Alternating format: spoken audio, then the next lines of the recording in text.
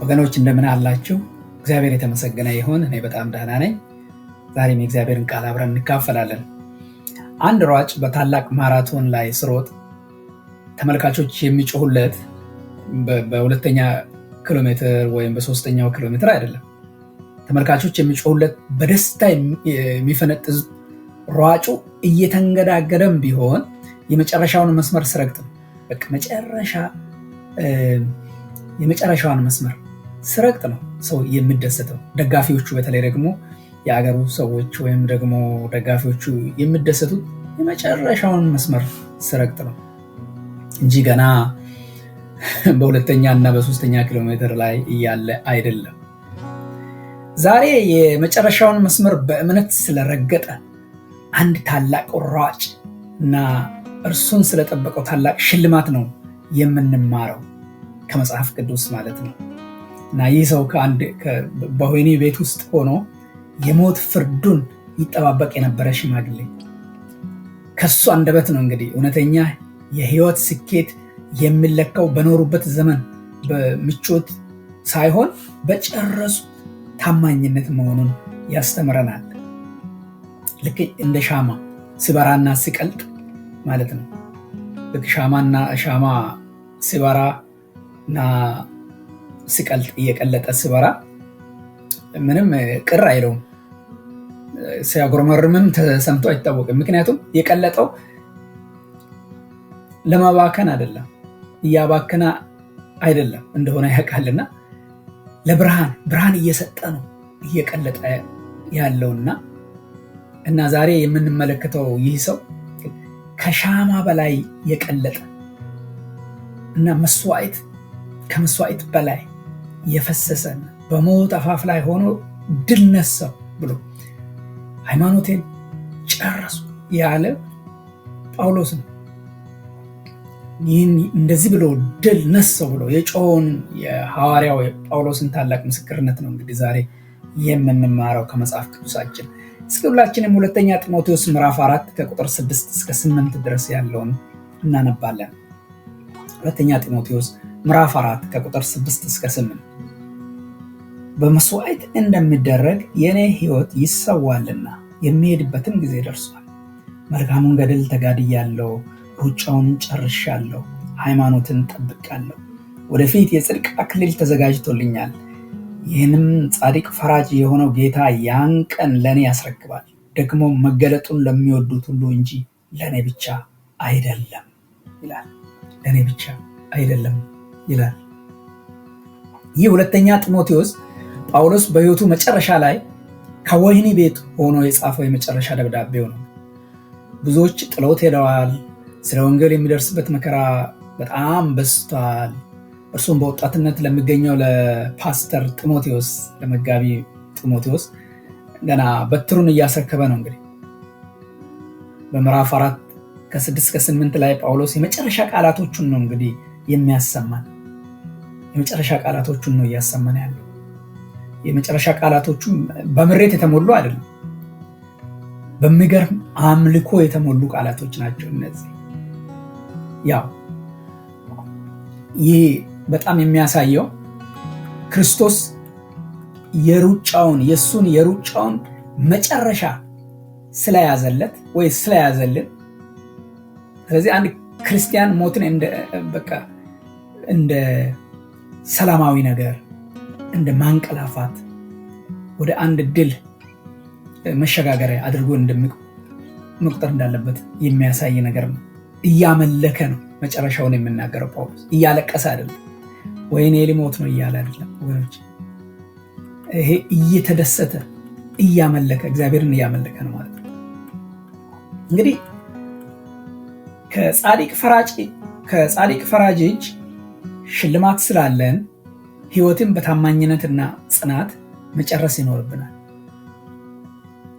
ከጻድቅ ፈራጅ እጅ ሽልማት ስላለን ሕይወትን በታማኝነትና ጽናት መጨረስ ይኖርብናል። ለምንድን ነው ሕይወትን በታማኝነትና ጽናት መጨረስ ያለብን? አንደኛ ሕይወታችን ለፈቃዱ የሚሰዋ መስዋዕት ስለሆነ፣ ቁጥር 6 ላይ ለፈቃዱ የሚሰዋ መስዋዕት ስለሆነ ሕይወታችን። ቁጥር 6 ላይ ምንድን ነው? እኔ አሁን እንደ መጠጥ መስዋዕት እፈሳለሁ፣ የሚሄድበትም ጊዜ ደርሷል ይላል።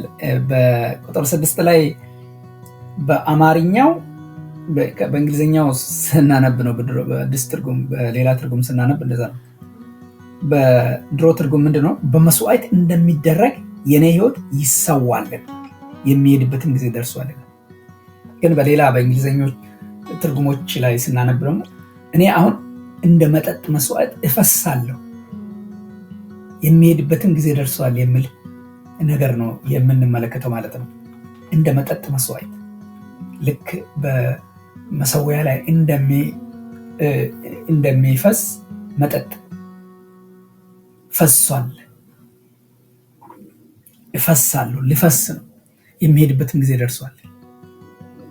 እፈሳለሁ የሚለው ቃል በብሉይ ኪዳን ያው በመሰዊያ ላይ የሚፈሰውን የመጠጥ መስዋዕት ያመለክታል። እንግዲህ ጳውሎስ ሕይወቴ አምልኮ ነው፣ ሞቴም ቢሆን ለእግዚአብሔር የቀረበ መስዋዕት ነው እያለ ነው ያለው። ሞቴም ቢሆን የሚለው ለእግዚአብሔር የሚቀርብ መስዋዕት ነው እያለ ነው ያለው። በመስዋዕት እንደምደረግ የኔ ህይወት ይሰዋልና እያለ ማለት ነው። ከዛ ቀጥሎ የሚሄድበትን ጊዜ ደርሷል ይላል። ዲፓርቸሩ መሄድ የሚለው ቃል ልክ ሰው የሆነ ቦታ ሄዶ ድንኳኑን ነቅሎ ወደ ቤቱ እንደሚመለስ የዚህ አይነት ስሜት ያለው ነው። በድንኳን ያድር፣ በድንኳን የተወሰኑ ቀናትን 3 ቀን 4 ቀን በሆነ ቦታ ላይ ያሳልፍ የነበረ ሰው ድንኳኑን ነቅሎ ወደ ቤቱ ወደ ራሱ ቤት እንደሚመለስ አይነት ሰው ነው የምንመለከተው። ስለዚህ ለአንድ ክርስቲያን ለአንድ አማኝ ሞት ማለት መጥፋት አይደለም። ድንኳንን አጣጥፎ ድንኳኑን ነቅሎ ወደ ቤት እንደመመለስ ነው ማለት ነው። ምክንያቱም በምድር ስንኖር የምድር ኑሮ የድንኳን ኑሮ ስለሆነ 2ኛ ቆሮንቶስ ምዕራፍ 5 ከቁጥር 1 እስከ 5 ባለው ክፍል ላይ በጣም ስለዚህ የምናገር በጣም እጅግ ደስ የሚል ቃል አለ። ድንኳን የሚሆነው ምድራዊ መኖሪያችን ቢፈርስ እንኳን ድንኳን የሚሆነው ምድራዊ መኖሪያችን ቢፈርስ በሰማይ ያለ በእጅ ያልተሰራ የዘላለም ቤት የሚሆን ከእግዚአብሔር የተሰራ ሕንፃ እንዳለን እናውቃለን። ድንኳን የሚሆነው ምድራዊ መኖሪያችን ቢፈርስ በሰማይ ያለ በእጅ ያልተሰራ የዘላለም ቤት የሚሆን ከእግዚአብሔር የተሰራ ሕንፃ እንዳለን እናውቃለን። ክብር ለጌታ ይሁን።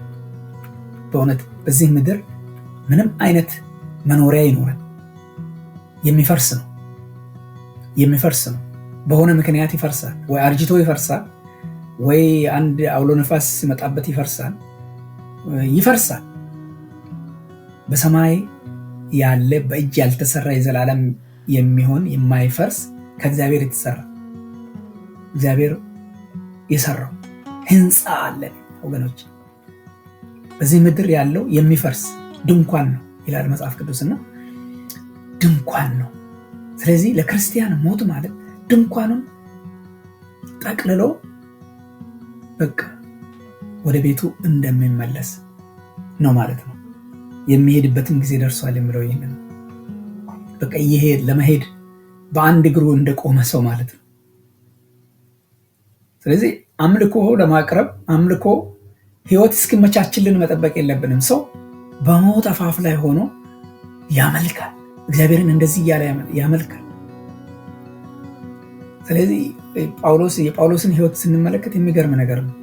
በቃ የሚሄድበት ጊዜ ደርሷል፣ ህይወቴ ይሰዋል፣ እግዚአብሔርን ያመልካል። በዚህም ጊዜ በአምልኮ ውስጥ ሆኖ በህይወቱ መጨረሻ አካባቢ ዕለት ተዕለት በመታዘዝ በመከራ ውስጥና አንዳንድ ጊዜ ያው የሚያስፈልገን ነገር ለኛም ይህ ነው። በዕለት ተዕለት ታዛዥነት በመከራ ውስጥ እና ሰዎች በማይረዱን ጊዜም እንኳን ህይወታችንን እንደ መስዋዕት አድርገን ማቅረብ እንችላለን ማለት እንደ መስዋዕት አድርገን ማቅረብ እንችላለን ማለት ነው። እያንዳንዱን ቀን ስንጀምር ገና በማለዳ ተነስተን ጌታ ሆይ ለፈቃዴ እንደ መስዋዕት አፍስሰኝ እንበል። ይሄ አፍስሰኝ የሚለው የብሉይ ኪዳን ያለው የመስዋዕት ሁኔታን የሚገልጽ ነው። ይህ ማለት በአስቸጋሪ ሁኔታ ውስጥ እንኳን ሆነን ባለንበት ቦታ ሁሉ ማለት ነው። ቤት ሊሆን ይችላል፣ በስራ ቦታ ሊሆን ይችላል፣ ቤተክርስቲያን ሊሆን ይችላል። በአገልግሎት መጠመድ፣ በታማኝነት ማምለካችንን መቀጠል ይኖርብናል ወዳጆች፣ በምንም አይነት ሁኔታ ውስጥ ብንሆን። ይህንን ነው ከጳውሎስ የምንማረው። ጳውሎስ መጨረሻ በመሄድ በሞት አፋፍ ሆኖ ካገለገለ ካመለከ እኔና እናንተም ይህንን ማድረግ ይኖርብናል ወገኖች። ጳውሎስ መሰዋት ስለ ህይወቱ መሰዋት ይናገራል። ምክንያቱም ለሌሎች በረከት መሆን ያለበት ጉዳይ ስለሆነ። አንዲት የስንዴ ቅንጣት ካልሞተች ብዙ ፍሬ አታፈራም። ልክ እንደዛ ማለት ነው መሞት፣ መሰዋት። እና አንድ በጣም እንግዲህ ውድ የሆነ ሽቶ ወይም የናርዶስ ሽቶ በብልቃጥ ውስጥ እስካለ ድረስ ምንም እስካልተከፈተ መዓዛው ለሰው ሁሉ አይደርስም አይደል? አይደርስም። ካልተከፈተ ካልፈሰሰ በስተቀር ሽቶ ዝም ብሎ ነው እንደ ውሃ እንደ ሌላውም ነገር ነው። ምንም የሚሸት ነገር አይኖርም። ነገር ግን የሽቶው መዓዛ በክፍላችን ውስጥ ወይ ሊሞላ የሚችለው እንዲሞላና ሌሎችን እንዲያውድ ከተፈለገ ብልቃጡን መክፈት ወይም መስበር አለብን ማለት ነው። ያኔ ሽቶ ይፈሳል። ከዛ በኋላ ማወዱ ይመጣል ማለት ነው። ጳውሎስ እፈሳለሁ ስለ ህይወቱን ነው እንደዚህ ሽቶ ነው የቆጠረው፣ የራሱን ህይወት በቃ እንደዚህ ብልቃጥ እንደተሰበረ ሽቶ ነው የራሱን የቆጠረው። ብልቃጡ ውስጥ ያለው ሽቶ ህይወቴ ለራሴ ብቻ የምትጠቅም አይደለችም፣ ለኔ ብቻ የምትሆን አይደለችም። መዓዛው ለሁሉ የሚደርስ ነው እንጂ መዓዛው በዛው ለብቻ የሚቀር አይደለም ነው። ሽቶው ሲፈስ ብልቃጡ ባዶ ሊሆን ይችላል አይደል? መዓዛው ግን በቦታ ሁሉ ላሉ ይህ መልካም ሽታ ይሸታል፣ ይተርፋል።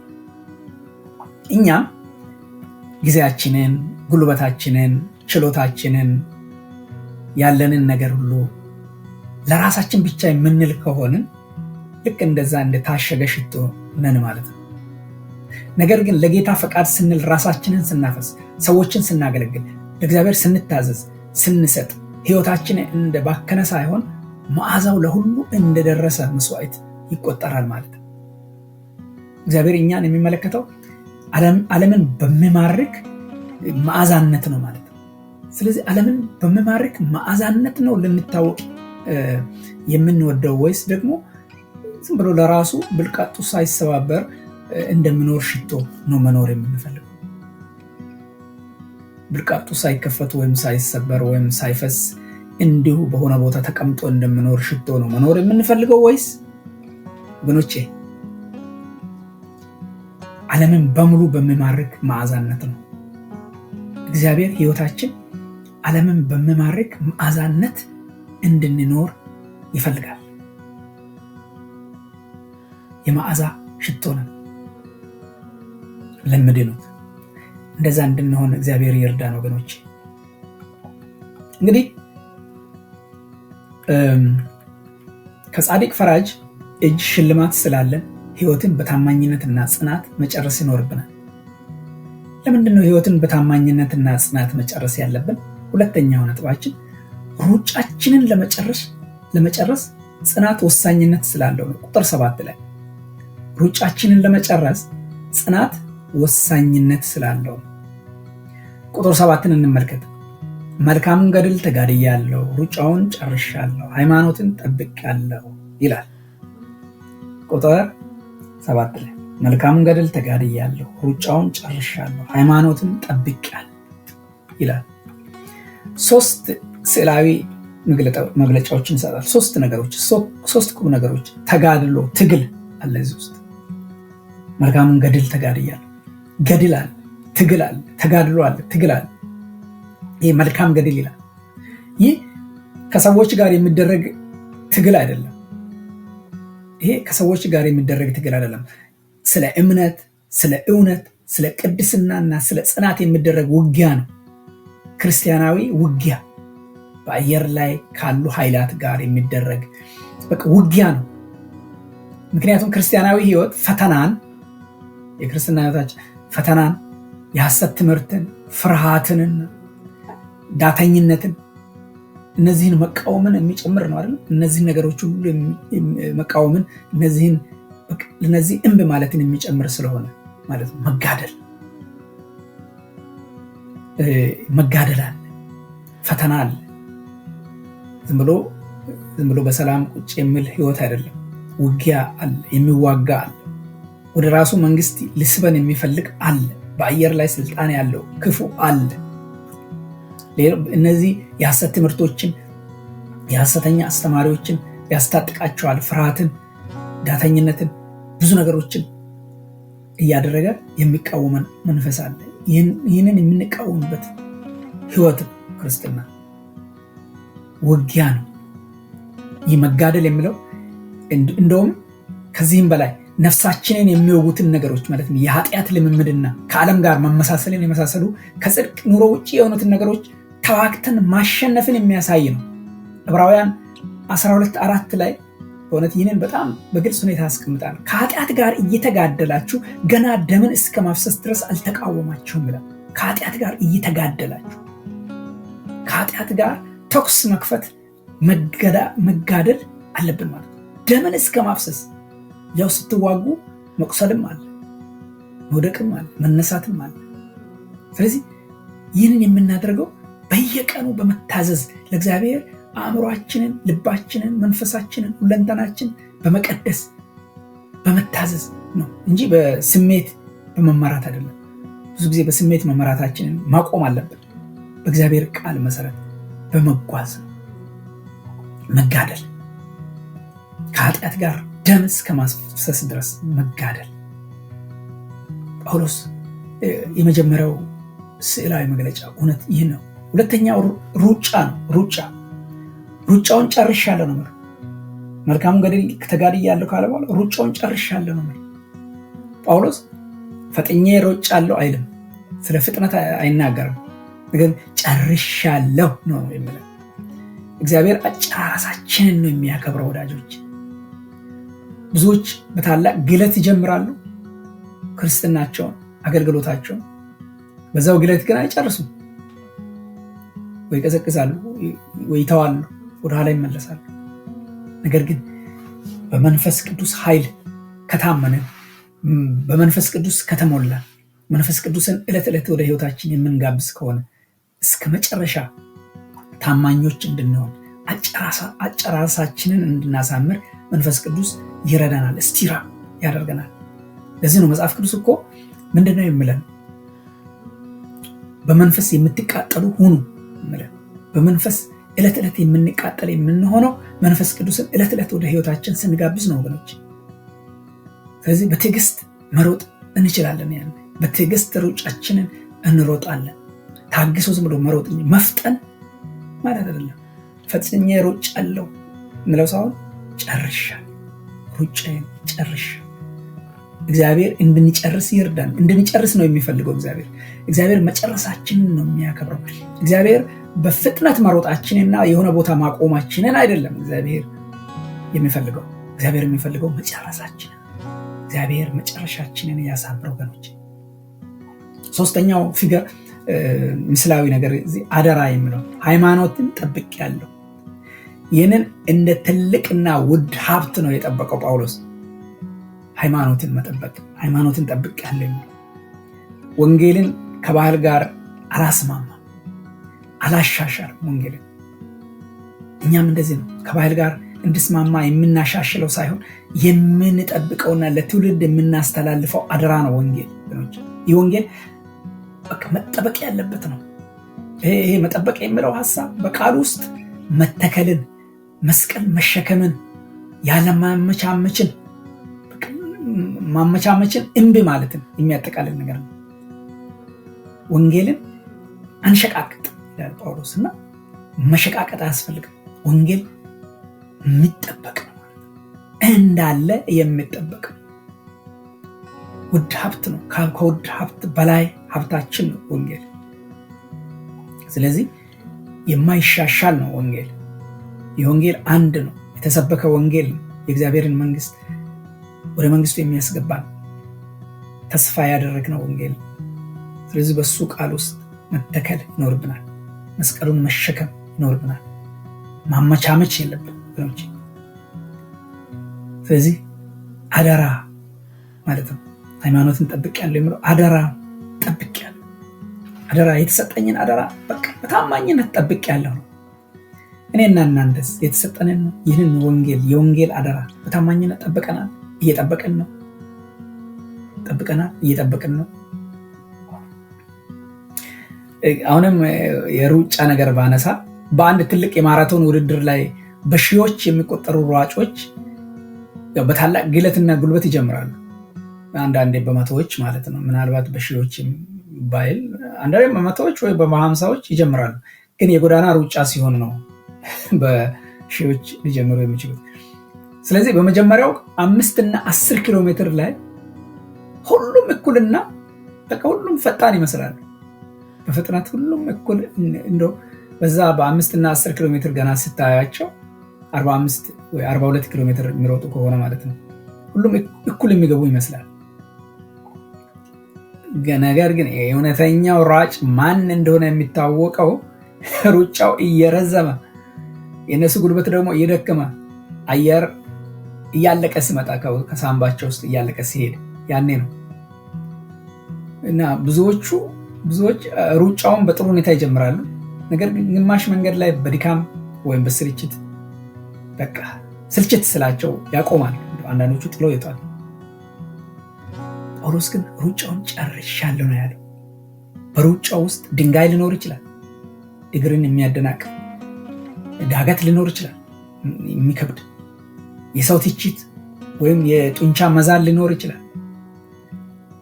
ታማኝነት ግን እነዚህን ሁሉ አልፎ መጨረሻው መስመር ላይ መገኘት ነው። ታማኝነት የሚባለው መጨረሻው እነዚህን ነገሮች ሁሉ አልፎ እነዚህ ነገሮች በሌሉበት እነዚህ ነገሮች ባሉበት እነዚህን ነገሮች ሁሉ አልፎ ድል አድርጎ መጨረሻው መስመር ላይ መገኘት ነው።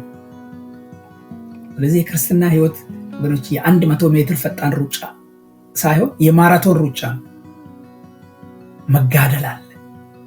መጋደል የሚለው በሩጫ ወቅት ይህንን ማራቶን በጣም ብዙ ኪሎ ሜትር ስሮጥ አሁን ብታቆም ይሻላል የሚል ድምፅ ከውስጥ ሊመጣ ይችላል። ይበቃል እባክህ ካልሆነ ልትፈነዳ ነው የሚል ድምፅ ሊመጣ ይችላል ከውስጣችን። አትችልም የሚል የውስጥና የውጭ ድምፆች፣ ፈተናዎች አሉ በመጋደል ውስጥ። እነዚህን ሁሉ ነው የምንጋደለው።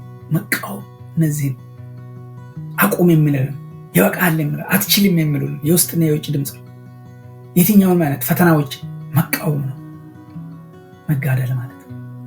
መጨረስ የሚለው በየቀኑ በጸሎት በየቀኑ በቃል ጥናት የተማርነውን የቃል ጥናት በቃሉ እግዚአብሔር በውስጣችን ላስቀመጣቸው እውነቶች ደግሞ ታዛዥነት፣ በመታዘዝ ለእግዚአብሔር በመታዘዝ ደከመኝ ሳንል መጽናት ነው መጨረስ ማለት። እንደዚህ እንድንጨርስ ነው እግዚአብሔር የሚፈልገው ወገኖች። እግዚአብሔር ይርዳል።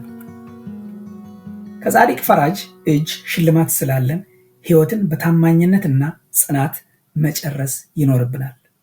ለምንድን ነው ህይወትን በታማኝነትና ጽናት መጨረስ ያለብን? ሶስተኛና የመጨረሻው ሐሳብ ሽልማታችንን የምንረከበው ከጻድቁ ፈራጅ ስለሆነ ቁጥር 8 ላይ ሽልማታችንን የምንረከበው ከጻድቁ ፈራጅ ስለሆነ ቁጥር 8 ላይ ቁጥር 8ን ተመልከቱ።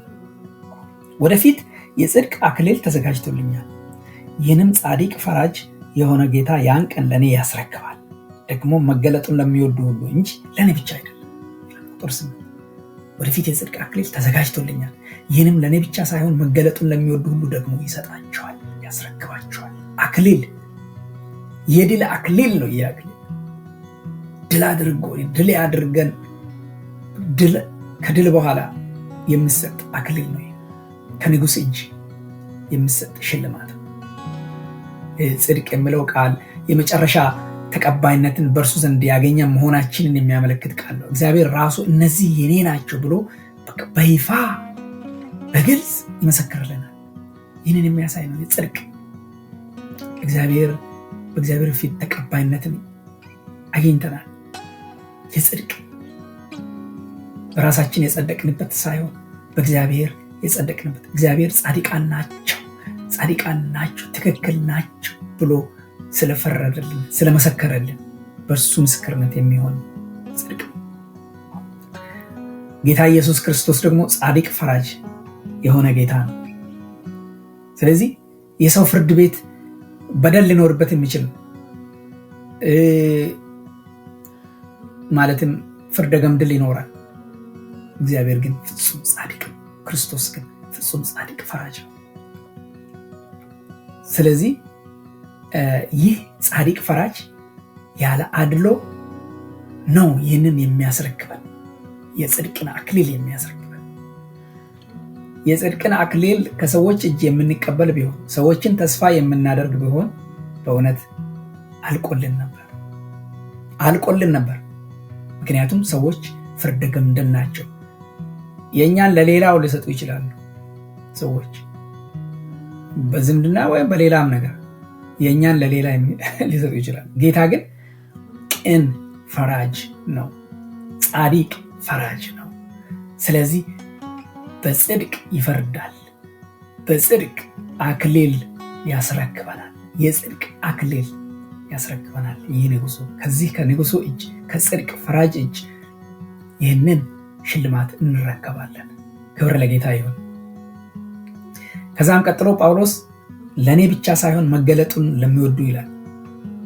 መገለጡን ለሚወዱ ተስፋውን ያሰፋዋል። ከራሱ አልፎ ለሌሎች መገለጡን ለሚወዱ ክርስቲያኖች ሁሉ ነው። ይህ ማለት ኢየሱስን የሚናፍቁ መመለሱን የሚጠባበቁና ተዘጋጅተው የሚኖሩ ሁሉ ይህ አክሊል ለእነርሱም ነው፣ ለእኔ ብቻ አይደለም። ወገኖቼ ለእኛም ጭምር መገለጡን እንዴት ነው እየተጠባበቅን ያለ ነው? ኢየሱስን ምጽአቱን እንዴት እየናፈቅን ያለው? ተዘጋጅተን እየኖርን ነው ወይስ ያለው? ድንኳናችንን አፍርሰን ወደ ቤታችን ለመሄድ እየተዘጋጀን ነው ያለው? አንድን ቀን ነው እየኖርን ያለ ነው? አንድ ቀን በምድር ላይ ለዘላለም እንደምኖር ሰው ሳይሆን ዛሬ ብቻ እንዳለው ሰው ሆነን እየኖርን ነው ያለው? ይህን እንድናስብ ያስፈልጋል ወገኖች፣ ይህን እንድናስብ ያስፈልጋል። ይህን ስናስብ ተዘጋጅተን እንኖራለን፣ እየተጠባበቅን እንኖራለን። የጌታን ምጽአት እንጠባበቃለን ወይ ደግሞ እኛ ወደ ጌታ የምንሄድበት ቀድመንም እኛ ወደ ጌታ ልንሄድ እንችላለን ወገኖች። ለዚህ ሁሉ መዘጋጀት ያስፈልጋል። በየቀኑ ለእግዚአብሔር ክብር የሚሆን ህይወት መኖር ይኖርብናል። የድል ህይወት፣ የማሸነፍ ህይወት፣ መልካሙን ገድል የመጋደል ህይወት፣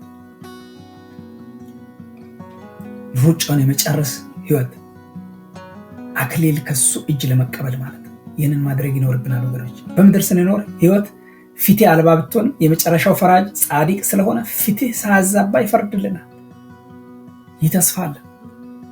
ዓለም ቅድስናችንን ልታቃልል ትችላለች። ሰማይ ግን ለታማኝነታችን ዋጋ ይሸልመናል። ሰማይ ይሸልመናል። በምድር ብንቃለል፣ ምድር ብታቃልል፣ ሰማይ ግን ይሸልመናል። ክብር ለጌታ ይሁን። ስለዚህ የክርስቶስን መገለጥ መውደድ ማለት በዚህ ዓለም ላይ ሙጭጭ አለማለት ነው። በቃ ዘላለም በዚህ ምድር እንደሚኖር ሰው አለመኖር ማለት ነው። ነቅተንና በተስፋ እየኖርን መጠባበቅ፣ እየተጠባበቁ መኖር፣ ደጅ ደጅ እያዩን መኖር፣ ደጅ ደጅ እያየን መኖር። ለሰው ጭብጨባም ሆነ ለትችት ቦታ ሳንሰጥ ማለት ነው። ሰዎች ሊተቹን ይችላሉ፣ ሰዎች ሊያጨበጭቡልን ይችላሉ። ቦታ መስጠት አስፈልግለት። ለክርስቶስ ታማኝ ባሪያዎች ሆነን በመልካም ምስክርነትና በፍቅር ለመኖር ብቻ ነው ቦታ መስጠት ያለብን።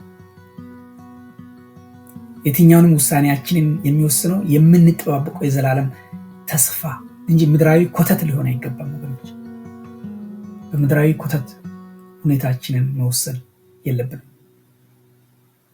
ስለዚህ ሁላችንም በእውነት ይህን መልእክት የምንሰማ ሁሉ ህይወታችንን በታማኝነት እንጂ በምቾት አንመዝናት። በዚህ ምድር ምቾት አንመዝናት፣ በታማኝነት እንጂ። በምድር ለዘላለም ለመኖር እንደሚያስብ ምድራዊ ሰው አንኖር ወገኖች። ለመጨረሻ እንደሚያልም ሰው፣ መጨረሻውን እንደሚያልም ሰው እንኖር። ያኔ ጳውሎስን የረዳው ጳውሎስን ያጸናውና ያበረታታው አምላክ መንፈስ ቅዱስ እኛንም ያበረታታናል። ወገኖቼ የጳውሎስ እምነት በክርስቶስ ሞትና ትንሣኤ ላይ የተመሰረተ ነው እንጂ ይህ አክሊል ጥሩ በመሆኑ ወይም በመልካም ስራ የሚገኝ አይደለም።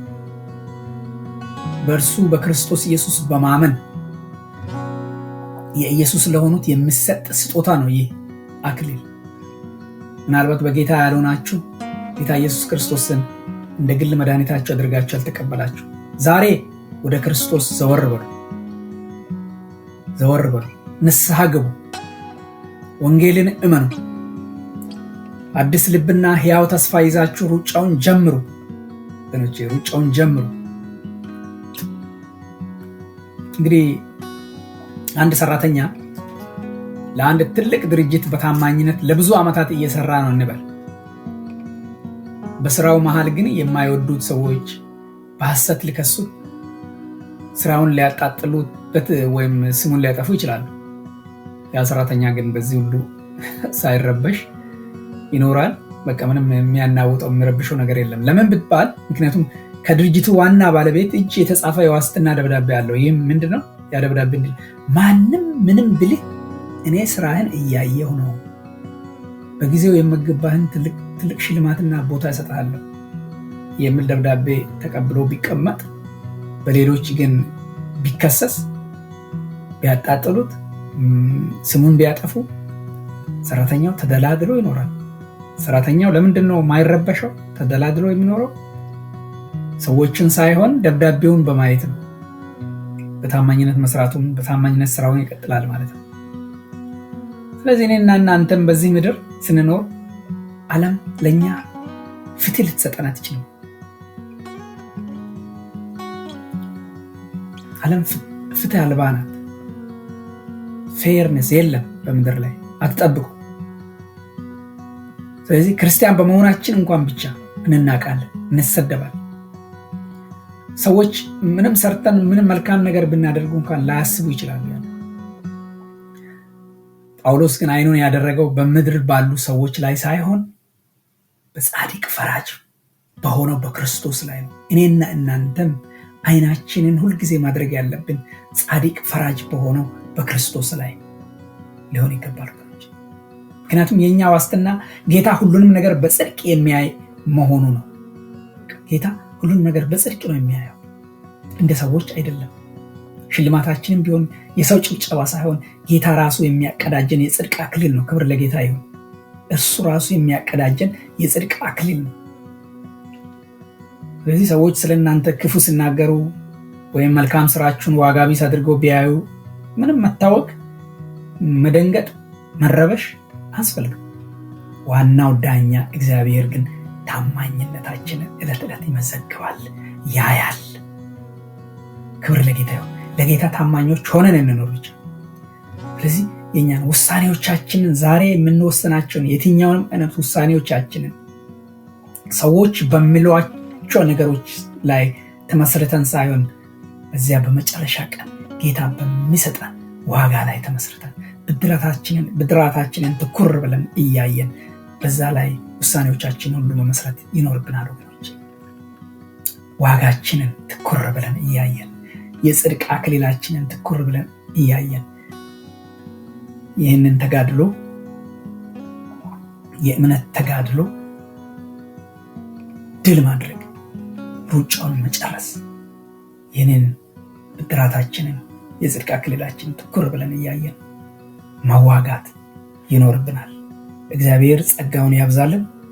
እግዚአብሔር ይርዳን ወገኖቼ ይህን እንድናደርግ